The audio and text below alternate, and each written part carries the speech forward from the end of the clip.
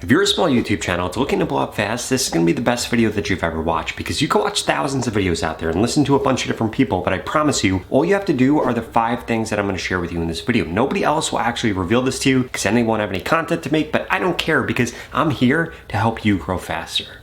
In fact, these changes I'm going to share with you just help this channel gain over 100,000 subscribers, this channel over 200,000, and this channel over 500,000 subscribers, and the same thing could happen to you so long as you implement these.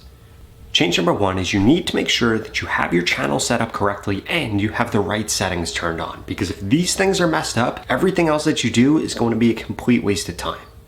Okay, so here's how you're going to check whether or not your account is actually set up correctly. The first thing that you need to do is you need to come over to your channel. You have to click on your channel right here, and you want to make sure that you have a profile image here. You want to make sure that you have a banner up here. You want to make sure that this has a description right here. You have links to anything that you're trying to drive people to, you're trying to sell people to. And then in addition to that, when you come into customize channel right here, this is where you could set these things up if they aren't actually set up. So you're going to add a banner right here. You could add a picture right here. You can add a name right here. Ideally, your name should have your niche in it. You could change your actual YouTube handle right here. So this changes what the link is.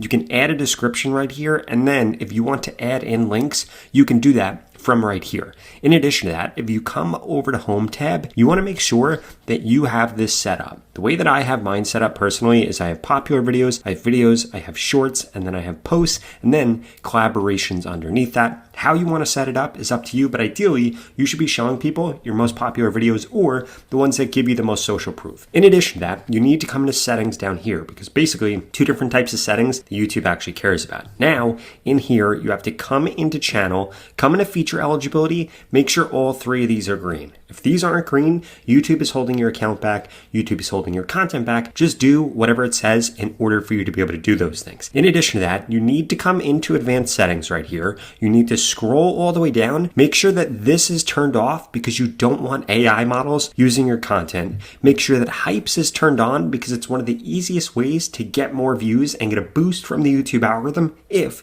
you're a small channel. And make sure that clips is turned on because this is going to allow people to use your content in order to get you more views. Not literally them stealing your content, but this is going to allow people to interact with your content in a way that can help increase your reach.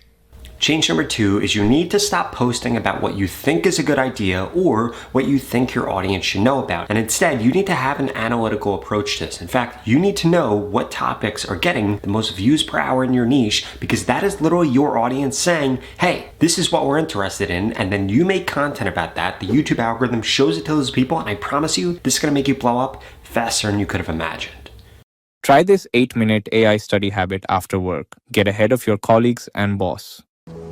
Talking about is making sure that you're making content that's about high view per hour topics. For example, if we come over here and we type in ChatGPT, let's say that was a content idea that I had, I could come over here to IQ filters and actually change the way that YouTube actually looks. So I could change this so that it only shows me long form videos, or so that it only shows me shorts, or that it only shows me lives. I could change this however I want. I'm going to have this show me only videos right here. I'm going to have this load more videos, and then I'm going to refresh this right here because sometimes you have to do that in order to get it to actually show you the content. And I want to point something out here. If you just did a regular search for this without using IQ filters up here, you'll see this got 43 views per hour. This video right here, it doesn't show a views per hour yet. This video right here, it also doesn't. But if we come over here and do this, what you're going to notice, actually this video is getting more views. And if we click on load more videos, this is then going to load up more videos here. And we could see that there are actually a bunch of videos that are getting more views on a specific topic. Now, I actually have this subscribers feed on here right now, which is why it's not showing me everybody. But if I click